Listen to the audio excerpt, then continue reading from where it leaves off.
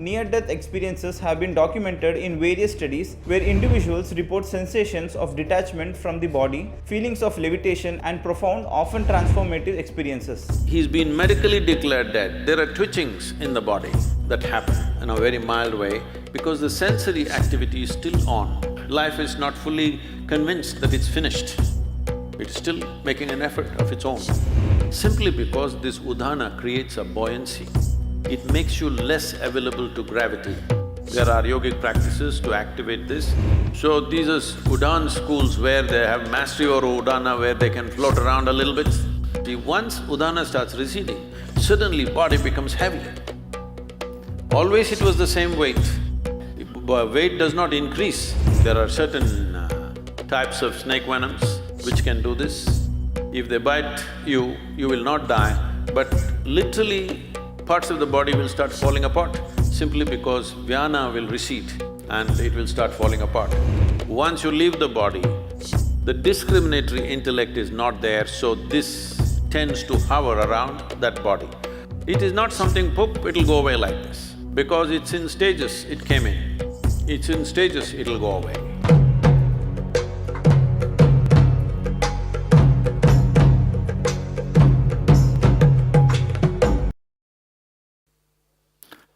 Sadhguru, you said about life, and that brings a big question what doctors have about life. Now they say we have 1 trillion cells in our body, and each of these cells is living by itself.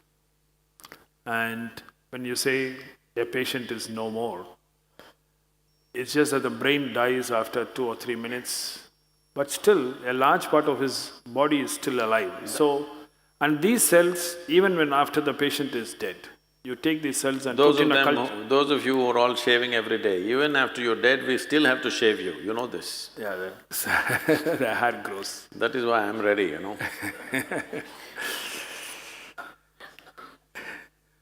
Yeah, but so what dies when we die? So that brings the question, what leaves us? So where is this life in our body? Is it in our brain, our heart? And what is this life you're talking? Is it in the spine or is it in… where does it reside? There's so many living people, you can ask them. Where are they? I think the religious beliefs have totally screwed up human mind so badly. Wait. That people cannot even know what's happening within themselves. They know the geography of heaven. Hello?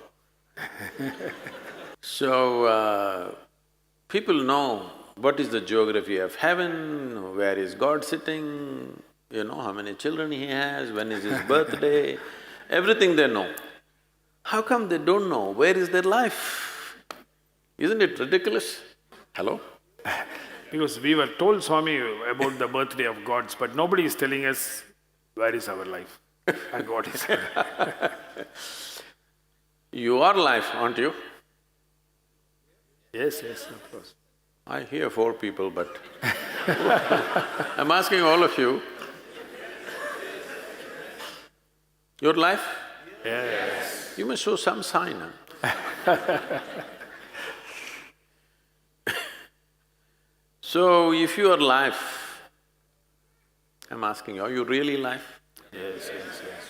So, how come we know so many things and we don't know what is the nature of our life? Now, you asked why if somebody is dead, still some of the cells are active. As I said, dead bodies are given a shave up to 10–11 days. Why this is so? What we're calling as life physically is a mechanism on many different levels. There is hardware and there is software. You are core of hardware, bones. The software is equally important. Otherwise, how would a cell know that it's a human cell? That it is not a pig cell or a tree cell or something else? How does it know? Because there is an entire software, there is memory, evolutionary memory, genetic memory, karmic memory, there are varieties of memories imposed on every cell in the system so that it never gets confused. If you eat dog food for 3 days, you will not become a dog, isn't it? Because the memory is entrenched in this. So there is a whole software. The software package is actually bigger than the hardware, much bigger.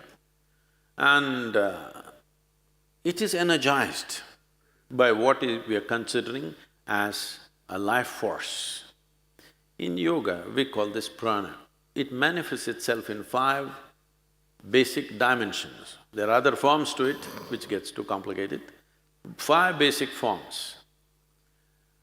These are called pranavayu, samanavayu, apanavayu, udanavayu and vyana. These have different functions. Prana is related to breath, respiratory action and thought process. If the pranavayu depletes, your respiratory action will go away.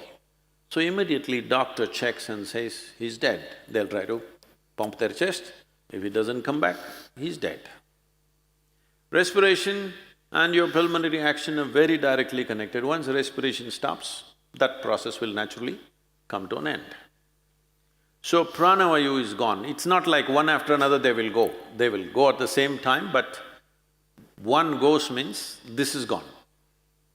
If samanavayu goes, this is in charge of generating heat in the system.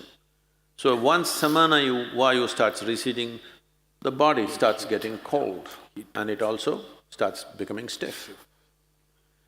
Once apanavayu starts receding in a major way, then the sensory aspect of it, we must understand this. You may check somebody's breath and declare them dead, but they can still feel sensations. There have been any number of cases where people get terrified because a dead body moves a little bit. This has happened again and again, many times. That when he's been medically declared dead, there are twitchings in the body that happen in a very mild way because the sensory activity is still on. Still, life is not fully convinced that it's finished. It is still making an effort of its own. When udhanavayu goes away, then the buoyancy is gone. When I say buoyancy, see, you may weigh 70 or 80 or whatever number of… I'm sorry, maybe you weigh 50 or 55 kilograms. I don't want the ladies to get… Whatever is your weight, you don't… Let's say you're very happy and alive right now, you don't feel 50 kilograms on you, isn't it? Hello? Yeah. It is there. If you stand on the scale, it is there. But when you walk, it is not there, simply because this udhana creates a buoyancy. It makes you less available to gravity.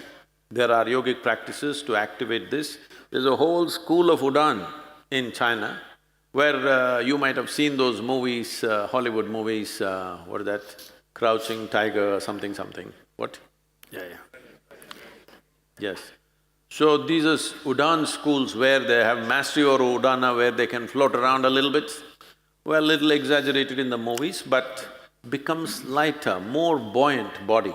For a martial arts fighter, to be buoyant is important. There have been many cases where certain ballet dancers and martial arts experts have shown what is physically not possible they have done by leaping up to heights which all physicists believe is simply impossible. But they've gone beyond that level simply by creating more buoyancy. So udhana is in charge of buoyancy. Once udhana starts receding, suddenly body becomes heavy. Always it was the same weight. Weight does not increase, but you can feel the weight much more simply because udhana is gone. This doctors may know, maybe doctors don't do it, the people who work in the hospitals may know. Carrying a live person and a dead person, there's a big difference. Simply because udhana is gone, there's no buoyancy. The 4th dimension is called vyana. This is preservative in nature. If vyana recedes, even when you're alive, body will begin to rot. There are certain types of snake venoms which can do this. If they bite you, you will not die, but literally parts of the body will start falling apart simply because Vyana will recede and it will start falling apart. So, once Vyana recedes, the rotting process will begin. There are systems in yoga where we want all the seven to go reasonably together, within 1.5 hours we want it to go. In normal death, depending upon the age of a person, how vibrant a particular body is, it may take a long time. When I say long time, up to 14 hours it may take. Vyana may take up to 14 days to leave. This is the reason why in this culture you have rituals running up to 14 days, because they feel the Vyana may be still there, because when you bury a person, the Vyana may be still hovering there, so up to 14 days. That is the reason why within 1.5 hours, in this culture that was the rule, if somebody dies within an hour and a half, you must cremate them. But then mistakes happened. When they were still alive, somebody put them on the funeral pyre, so they stretched it to 4 hours. Within 4 hours, you must cremate. But today, there are issues, all kinds of issues about it. So, people are waiting for 1 day, 2 days, daughter is in America, she has to come, she'll come after 3 days, and they will wait. But the idea is, for the one who is dead, we must understand this. You don't diagnose people as dead, you declare them dead, right? There's a difference. So when you declare them dead, for you they are dead. As far as that person is concerned, in a way, all that's happened is, he's disembodied. He's lost his body. All his life he lived thinking he's a body, never realizing the physical mass that we carry is an accumulation from this planet. He never realized that. When suddenly he slips out the body, he tends to hover around the body because he's lost his discriminatory intelligence. Once you leave the body, the discriminatory intellect is not there, so this tends to hover around that body. So in this culture we said, the moment we are sure that somebody is dead for sure, you must immediately cremate them, because it's good for that dead, so they know the game is up. And it's also good for the living. You will see, if somebody very dear to you is dead and their body is here, you keep on hallucinating, maybe they're just sleeping, maybe they will sit up, maybe some miracle will happen, maybe something else will happen, this will go on unnecessarily. You will see people are crying and big emotional drama is happening, but the moment you cremate them, you will see everybody become silent. Have you noticed this? Always. Because now everybody knows the game is up. It's for the living and for the dead. So about life leaving the system, it is so entrenched. It is not something, poop, it'll go away like this. In stages, it goes away. Because it's in stages, it came in. It's in stages, it'll go away.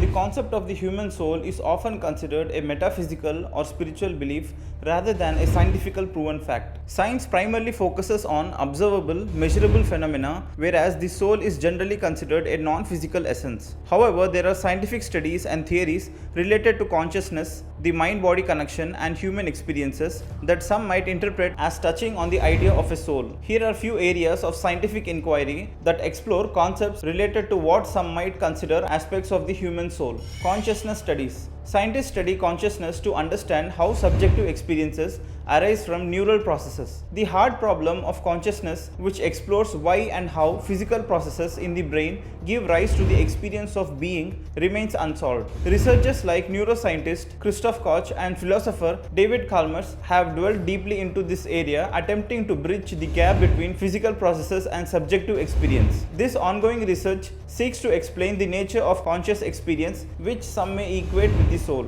Near-death experiences (NDEs). Near-death experiences have been documented in various studies where individuals report sensations of detachment from the body, feelings of levitation, and profound, often transformative experiences. Research by individuals such as Dr. Pim van Lommel has explored these phenomena. Although these experiences are often met with skepticism and remain controversial, they provide intriguing insights into human consciousness and what might be perceived as the soul. These accounts often include vivid description, meeting deceased relatives, or feeling an overwhelming sense of peace. Quantum consciousness. Theoretical physicists like Roger Penrose and Stuart Hameroff have proposed that consciousness could be related to quantum processes within brain neurons. Their orchestrated objective reduction (OR) theory suggests a possible link between quantum mechanics and consciousness, proposing that microtubules within neurons may play a role in conscious experience. While this idea is speculative and not widely accepted within the scientific community,